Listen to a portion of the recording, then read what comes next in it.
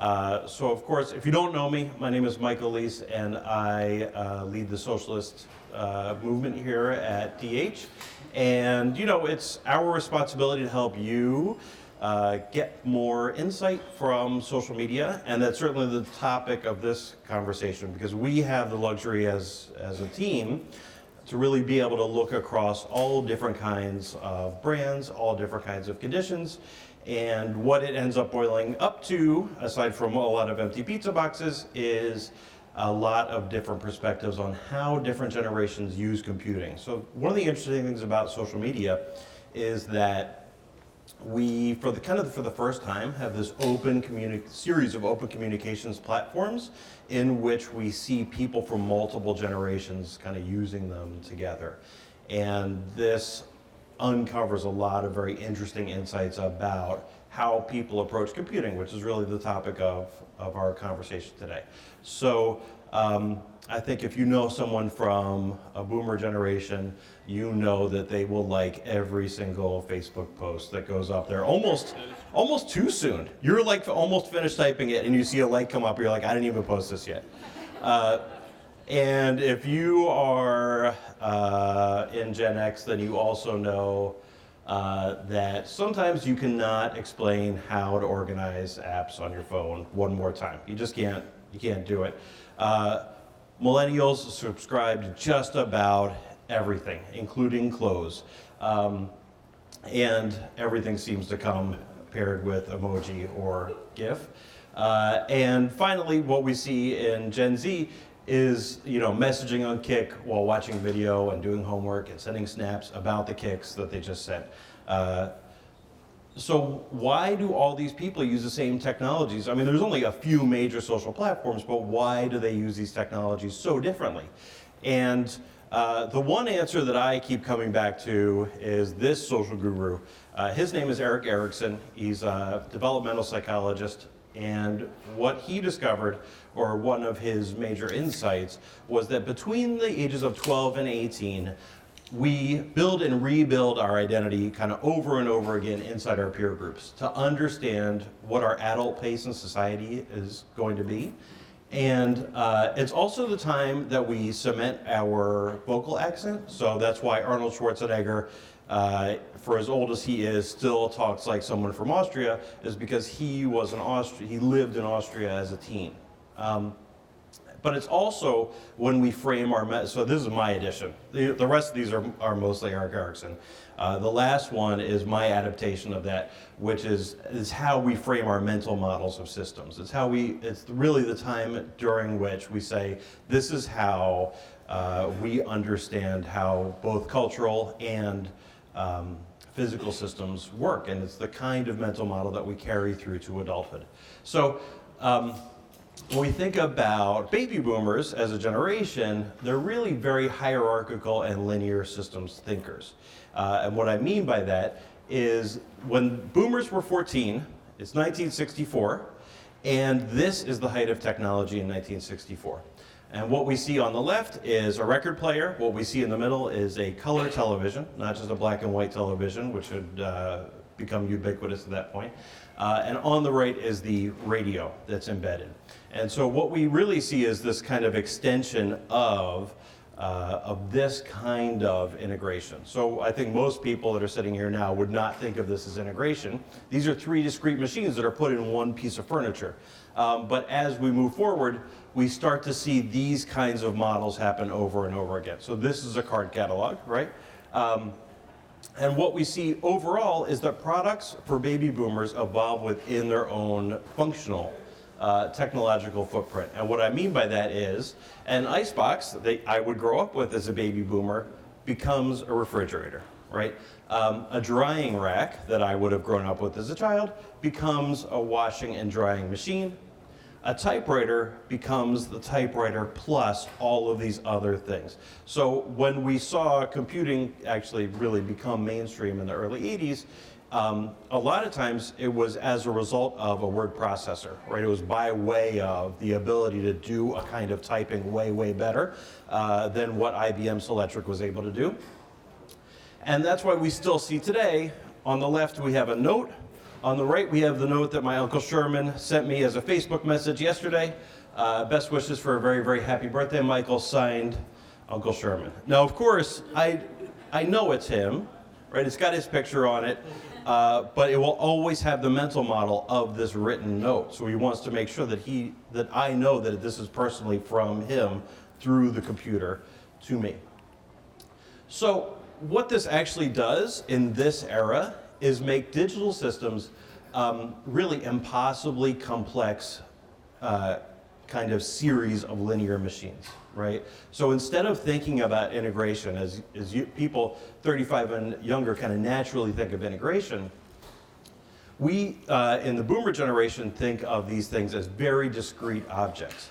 So on the left, you've got an iPhone, right? Not a pocket Mac, but an iPhone. In the center, you've got Facebook. That's the place where your friends are.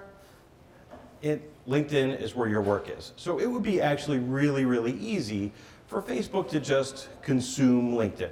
And LinkedIn would not exist anymore because all the people on LinkedIn are part of the 1.3 billion people on Facebook, except that mental model does not work. They have to be two separate places, the baby boomers.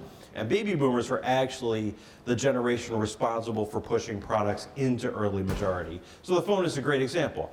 What do we do on the phone? Not use it as a phone. We use it for every other thing except for a phone, but the mental model of the phone is actually incredibly vital for the baby boom generation to adopt this product successfully.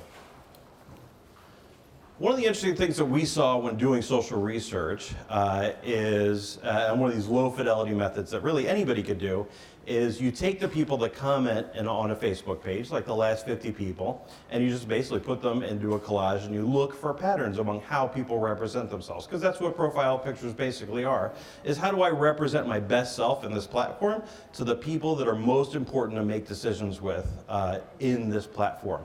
So when we look at baby boomers, and this is actually, when it gets blown up, it's not really a great version of this, and I'm not sure how better to describe this except that when we look at profile pictures of boomers, what we see more often than not is a pattern of pictures being taken of posed portraits. So here's a physical image, right, that was taken with like a regular camera and printed and framed. And then when someone of this generation turns to Facebook, they look through all the pictures that they like of themselves and they take a picture of one of those pictures for use in Facebook. And it's just another example of needing to have something in the tangible world, right? And then bringing that thing here online. The other thing that we do is actually use Facebook's ads tool. And for anybody that's here in UX or social or even just working on brand strategy, it's incredibly valuable to use the Facebook ads tool to see where the audience's affinity lies. So one of the things that Facebook does is it measures affinity in its ad tool. And that means how likely is this demographic or this age group, how much more likely are they to like this page than the average Facebook user? So one of the pages that we saw really pop up over and over again is this page called Dusty Old Thing. And Dusty Old Thing, interestingly enough, projects itself, even though it's really a website, it projects itself as a magazine. So again, this link between what's real, a real mainstream object, tangible object brought to the digital world. 2 million people like this. Boomers are actually 6.7 times more like this. So that's like 6,700% more likely to like this page than the average Facebook user. And what it is objects in the real world and telling a story about those objects, right? So here's another one, Antique Spotlight, record players. So this one goes actually directly back to that idea of here's a record player, and now here's a record player in Facebook. So bridging these physical objects into a virtual world and maintaining their linear connection. The other thing we see, 12 tomatoes. So there's tons and tons of recipe sites out there. This one in particular has an extremely high affinity number, so 5.3 times more likely to like this page than the average Facebook user. One of the interesting things is, as we think about how boomers use systems, they're very much kind of like games, right? So if you think about what Facebook does in behavioral psychology terms, it's an intermittent and variable reward system. So it's actually very similar to pulling a slot machine and not knowing what's going to happen next, but really knowing that there's going to be some kind of good outcome to it. And the Facebook feed works really the same way.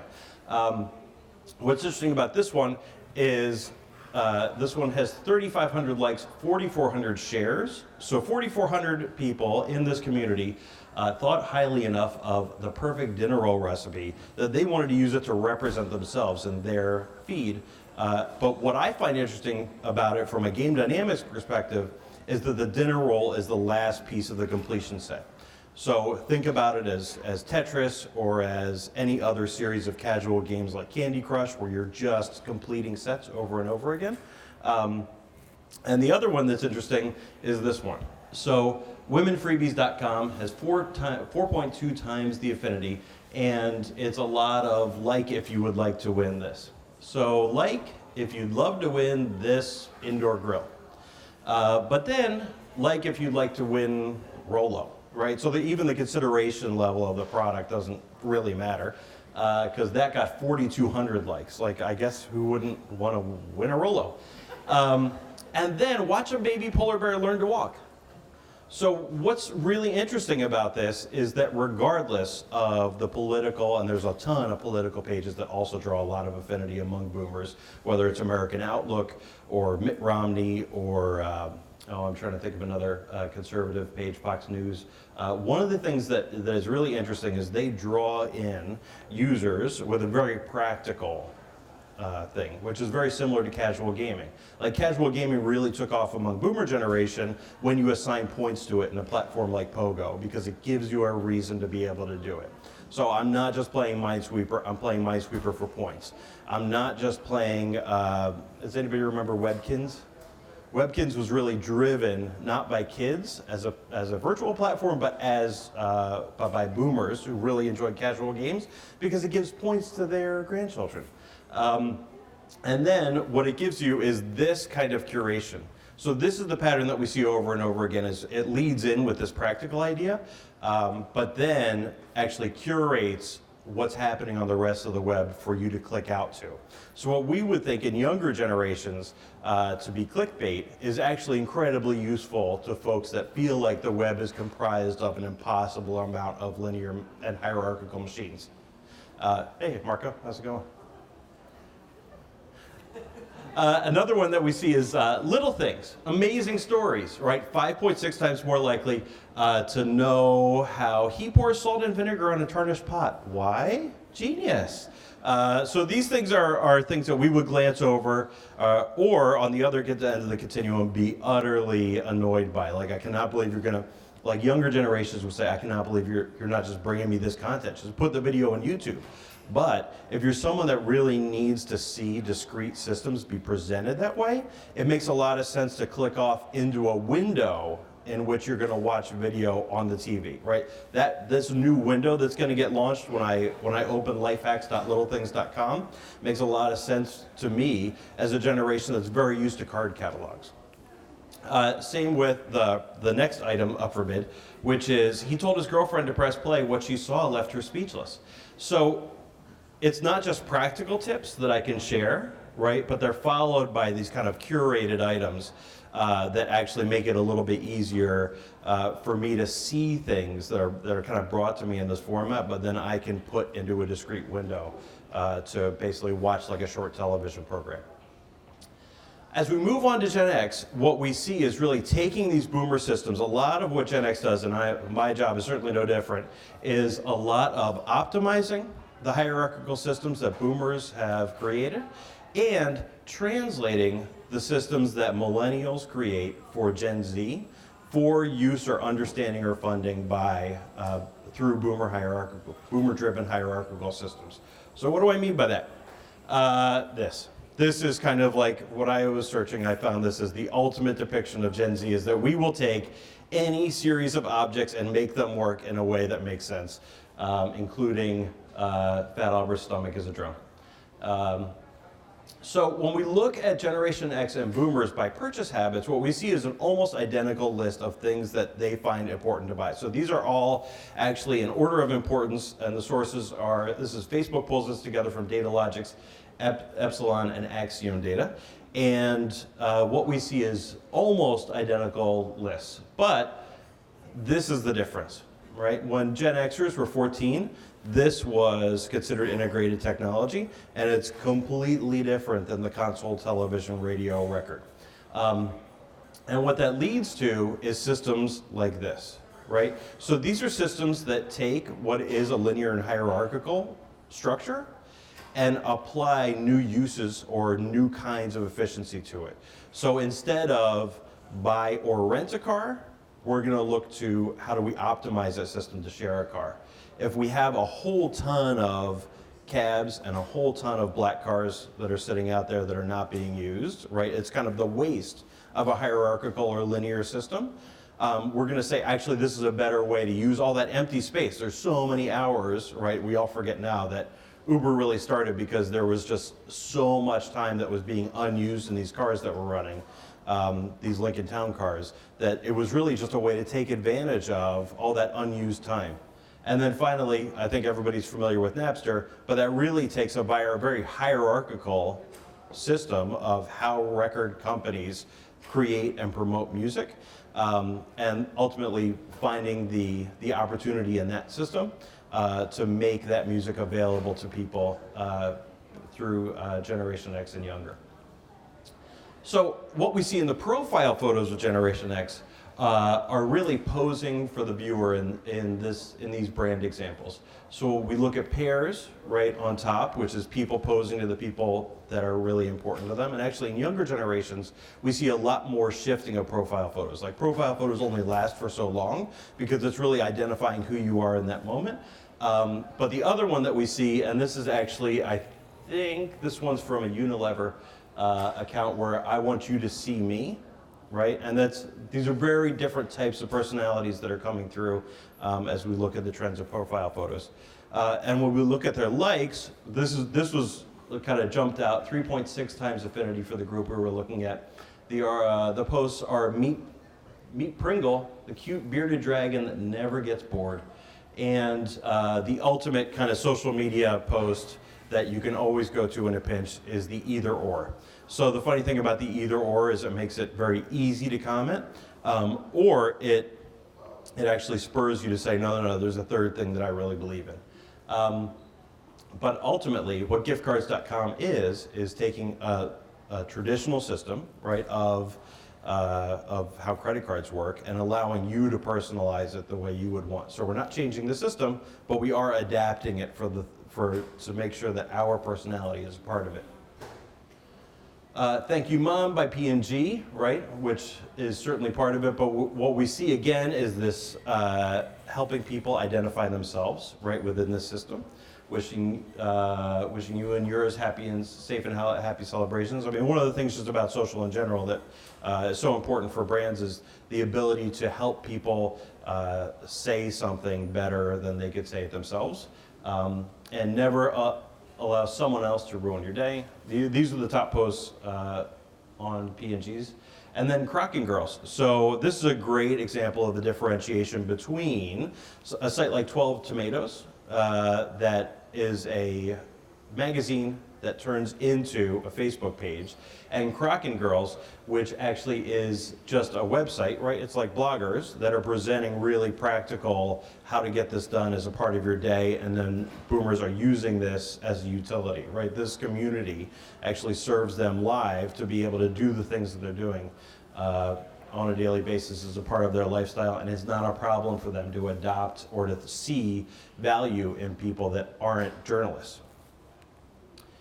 And then, of course, this is totally validated by Brian Osborne, who used to work here. Just quickly, as I was putting this presentation together, actually saw something on Pinterest and then put it straight into practice because they saw it online in this article. In this case, that's something that boomers don't necessarily do, right? So actually one of the places that we see Gen X really adopting very quickly is Pinterest, right? Which we all know as like 80% female, has really wide adoption. What was interesting is when we look at just a strict boomer population, they under-index really severely in Pinterest. Because when they search the internet for new information, they see it in that discrete way. Where what we see in Generation X is the understanding of how different sites can operate with each other. So I'm going to see this thing on Facebook, I'm going to take it to Pinterest, and then I'm going to use it. Like that type of relationship between information, Generation X is where we start to see that integration, but it all kind of flows back to, again, where you were when you were 14. If you have an integrated device like a Apple Macintosh, and that's how your understanding of the adult world starts to shape from, then moving information from one platform to the other and then putting it into practice without ever touching a magazine, ever touching a cookbook, just seems to make natural sense. For millennials, what we see is a lot of workarounds and a lot of dynamic systems, right? Fundamentally different kinds of systems. Millennials have been referred to as our greatest generation of builders since the silent generation. And this is what they saw when they were 14, right? So millennials know you probably had this in your house. How many people had a PlayStation in their house? And then if you fit this generation, how many got a flip phone when you were in middle school? So I think what this actually leads to is a completely different understanding of how computing works.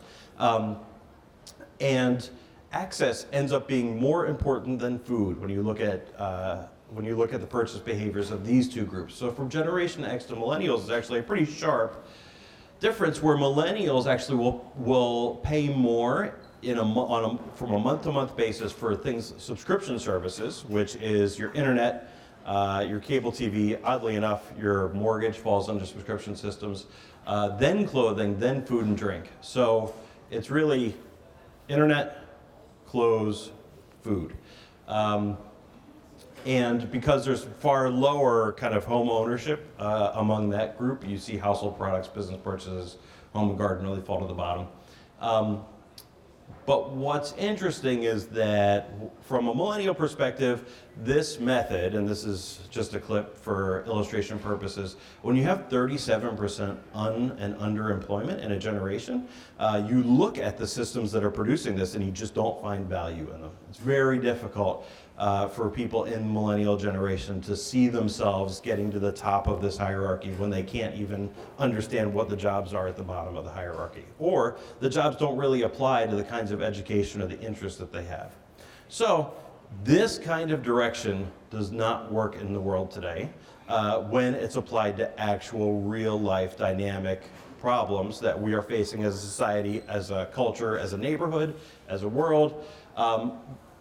So what millennials have built is really networks to just solve dynamic problems by pulling perspectives together, right? So what's happening is that, and I think we see this from globalization of corporations all the way through your neighborhood Habitat for Humanity, is that it takes a collection of perspectives together to understand how to solve wicked dynamic problems instead of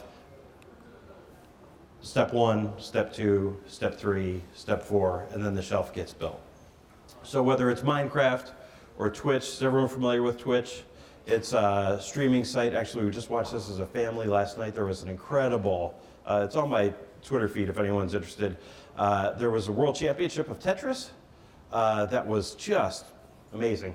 Spotify, Facebook, Snapchat, Kick, which now owns about 40% of all kids in the US between the ages of 13 and 18 have a Kick account. They're signing up close to 300,000 new users every single day. And what all these systems have in common is that there is not one single manual to any of these systems, but this is where all the value is actually being built in corporate America for millennials right now. That's why Twitch gets bought by Amazon for $3 billion, because Amazon understands from a hierarchical structure that this is a valuable thing that people do that they could sell advertising on. But even that model is probably going to break just because none of these systems are either hierarchical or linear is just strictly about pulling perspectives together in order to solve a specific problem. Now, sometimes that problem may be just being bored. But even if you look at Snapchat live stories, what we see is this incredible kind of new kind of reporting that's happening in the live feeds that I would encourage everybody to take a look at. And it's everything from political conventions to sporting events to concerts and festivals. And the kinds of reporting that's happening is really from like 100 perspectives in a day. And it gives you a completely different, very vibrant look at what an event is actually like, instead of, say, on the other end of the spectrum would be the boomer perspective, which is we're going to get one expert, right? One anchorman or one host to give you their professional perspective. And we see this in healthcare too. We're moving from a model where your one doctor knows everything to a model where the value of that one doctor is how well they can pull together the perspectives of other professionals that are going to be valuable to you understanding and getting better health outcomes, right? So these are really just a model of what we're starting to see culturally come up from across the spectrum of people that all share this kind of perspective on the world, but really it's about pulling those perspectives together instead of looking for a singular expert to solve the problem. And this is, these kinds of systems they may be built by millennials and used by millennials, but when we think about Generation Z, there's a certain kind of systematic invisibility that happens. And I know that all of us don't necessarily see this invisibility, or not see this invisibility, not see this invisibility. But it's a little bit like heating, right? So there was a time where you would need to have a fire in your house, right, all the time, to cook on and to get warmth from. And then eventually we figured out boilers, right? And then we were able to actually move the boiler downstairs. And then we graduated from boilers to HVAC systems. And now the Nest just operates temperature for us, right? So we don't actually need to touch anything anymore for our houses to be the right temperature, and we could just use a really specifically designed device to make the food the way we want to make it. And the same thing's actually happening with information and the technological backbone that actually brings us things. So where boomers and Gen Xers really think about the systems and the system architectures that bring us information, when we get through millennials into Gen Z, they don't even really care about the systems. It's not important to them. The systems themselves, that infrastructure becomes invisible, and all that matters is how quickly can I pull the perspectives that I need to do the thing I'm interested in right this second. When they were 14, this was the technology, right? We use it as a work machine, but they see it as the thing that they're using now to help understand what their place is in society. And the easiest way to understand what's happening culturally is really this. You can go to Fandoms, I think it's fandoms.tumblr.com, and they track what's happening in all the different fandoms. And there just isn't kind of a better word that I figured out right now to describe the kind of niche culture that's happening. So it's not just about LGBT couples being able to marry, right, and entering some heteronormative mainstream, but about what the new mainstream looks like when there isn't that division anymore, right? We don't just have sports to present like what our affinity is, or like I'm an Eagles fan, or I'm a Broncos fan, or I'm a Flyers fan, or I'm a Islanders fan. It's really what combination of these fandoms describe me. So one that my son is a huge part of is the Super Who Lock. And that is kids that all like Supernatural, Doctor Who, and Sherlock. Right? They have made a fandom together. They identify themselves as this. They talk together. But really, as a cultural theme, you're seeing more and more of this, right? So with this kind of more fluid gender identity, along with more fluid information systems, means that people are no longer looking for some big thing to ascribe their identity to or to aspire to, but really what they're looking for is just a few other people that are just like them, that share their perspective, that are going to show them the walkthrough of the video game the way they would do the video game, or show them the walkthrough of a recipe. The way Crock girls might print up now, they might turn to a video to understand how to do that. And so basically it's this mashup of all these things, and one of the great things that I really enjoy as part of this is the idea of ships. So is anybody here familiar with ships? Thank you. Thank you for, Ed, thank you for coming down from New York today as the one other person who knows ships. Ed Hunt, everybody. So ship is short for relationship. And the interesting thing about fandom culture that's happening is that kids will identify their favorite relationship inside or outside of the same show or band, and then they will do what's called shipping this couple. So say, for example, Ross and Rachel, right, on Friends. Everybody familiar with the show Friends? So Ross and Rachel, if I'm watching the first season of Friends, I'm going to turn to my friends in Tumblr. I'm going to make a Twitter account, and that Twitter account is going to be called Roshel. That's my ship. That's what I am going to ship Ross and Rachel. I'm going to call that Roshel, and I'm going to make an account for me and my friends that is going to track this relationship. And when they actually get together in the show, or if they actually get together in the band, I could have done a band version of this. But that's known as canon. So that's known as when my ship that I called, right? Like I called that thing, Ross and Rachel, they're getting together. When they actually get together in the show, then the ship becomes canon, and there is no greater thing in this world than when a ship becomes canon. And so we see this kind of really niche or fandom culture appearing in all kinds of what's becoming really, really big business. So Warner Brothers actually bought a rather large 40% stake in Machinima. Machinima in 2011 actually passed the point of having more views than all of the television networks programming combined of all time. And that was 4 years ago. So what we're seeing is this explosion. Game Grumps, I think, why do I want to say they're about 2 years old, they were over 5 billion views. SourceFed is where most of Generation Z is actually getting their news from YouTubers.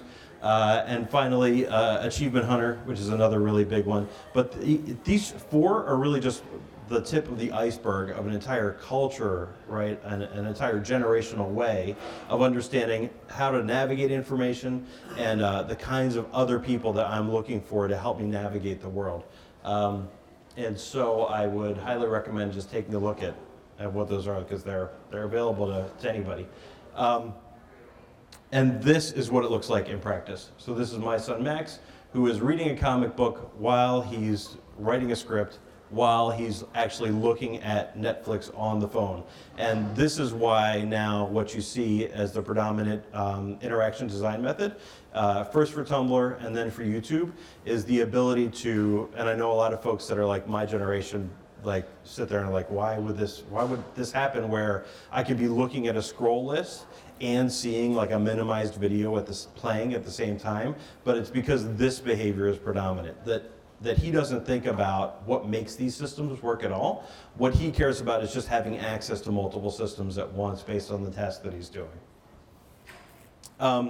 The next trend is really the graphics is more important than words. So just like Plato was really, really concerned at one point that we were losing the oral tradition because people were just going to be able to write stuff. Like if we teach everybody to write stuff, nobody's going to remember anything anymore, right? We won't remember how to tell people stories. But what we're seeing now is this transition from the written tradition into being able to capture images, right, or small clips that actually describe a complex range of emotions at one single point.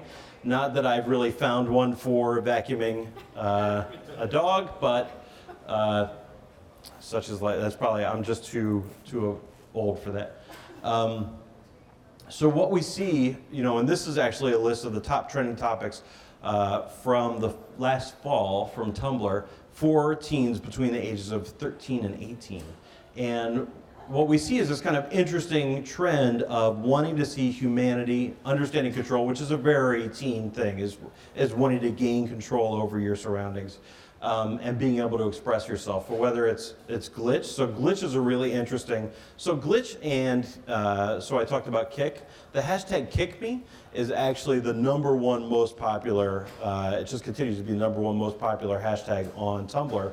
Because if I friend you, so you and I post the same information over and over again, and I want to have a more personal relationship with you, but I don't want to give up personally identifiable information, that's why Kik is becoming so popular, right? Because now we're starting to see modes of interaction and modes of friendships that are actually taking place completely virtually, in which you want to have a personal relationship with somebody, but you don't want to give up really exactly who you are, which is why kids are leaving Facebook for other places that have more malleable identity platforms.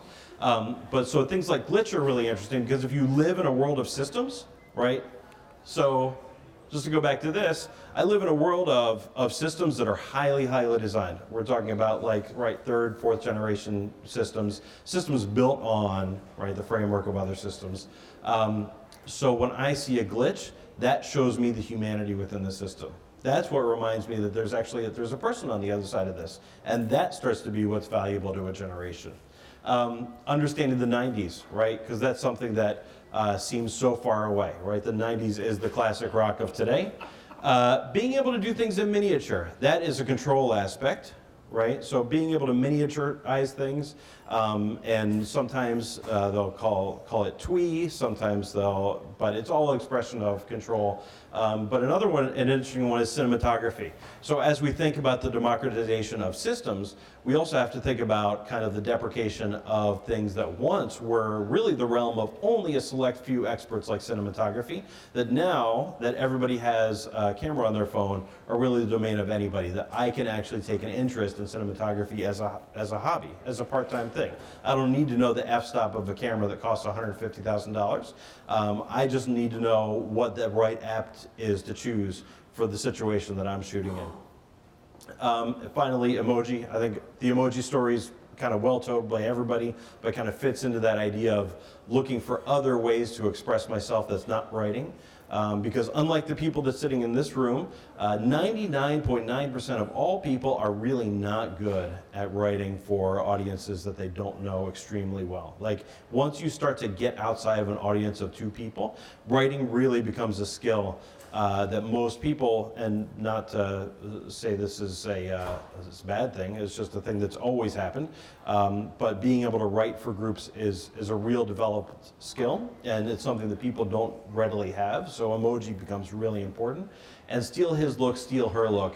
So as we, again, look for perspectives, look for humanity within systems, we're also looking for those tips. So again, even when you see YouTubers, like in the beauty and fashion areas, start to pull like these massive followings, I think what you see is a very human way and a very parallel way of being able to communicate with folks and show that you're on the same level with them, and to do it kind of casually and welcoming, and not as the singular expert of beauty, or the singular expert of fashion, or the Condé Nast editor of fashion, or the L'Oreal person that represents all beauty. Not to say those people aren't important, but the connectivity ends up being just as important. The ability to say, you and I have this in common, is actually the currency that's driving these kinds of economies forward.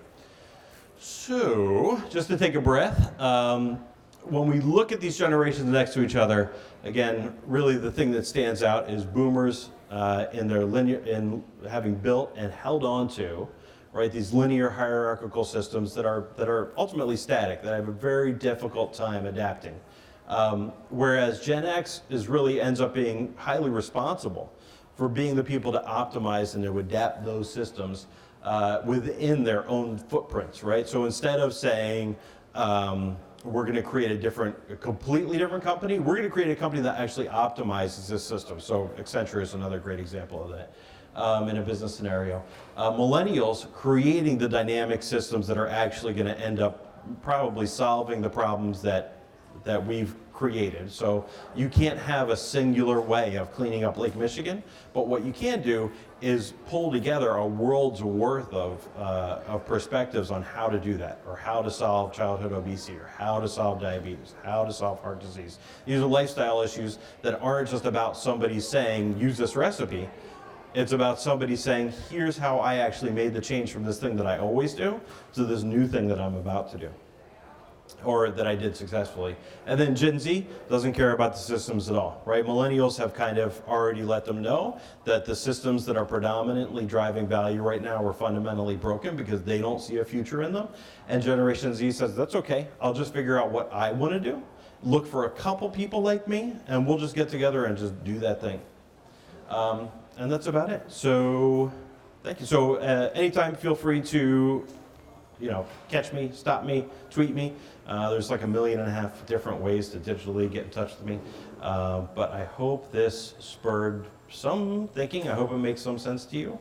And I will just leave you, because I want to leave this on a happy note. And nobody can be sad around James Baxter. So, enjoy James Baxter, and please, any questions that you have now would be an awesome time for them. Yes? So, is it possible are boomers as homogenous a group as some of these other generational groups? And I ask this only because of personal experience. My brother and I are both boomers. He grew up in a household that didn't have television. Mm-hmm. I grew up in a household that did, and I've noticed over the years a lot of really basic differences between us. Right. Because of that. Right. So I don't think any of these generations are, homogenous in the structure of this presentation. It sure seems that way. But obviously, human experience is idiosyncratic, so everyone's got their own take on this. If I was to probably make a fundamental change to this, I would even say that there's probably, from a technological perspective, there's another generation that fits in there between boomers and Gen X that I might call Zoomers. Because when they were 14, in between 74 and 76, there was a major technological transformation from records to reel as a very popular musical method, like recording method, to 8 tracks to cassettes. And that was actually a huge technological upheaval and a completely different way about thinking about how information is portable that fits in there. But yeah, it's hard to just, but I would say yes, the more exposure you had to any technology while you were a teen growing up will change how you think about technology as an adult, for sure.